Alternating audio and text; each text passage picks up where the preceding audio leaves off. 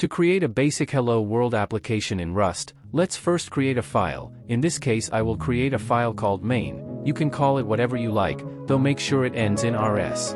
Now we will write our very first function in Rust. We define this by using the keyword fn and the we write main, which is the entry point into our application. Println is a macro, not a function, which is why it has the exclamation mark. Rust is pretty cool and is actually a very popular language amongst developers to write in. Now navigate to the terminal and navigate to the directory where you have the Rust file, and in the terminal type rustc, followed by the name of your file that you created. This will create an executable file that you can now run. We can run this by typing in /main, in your case it will be / the name of your file.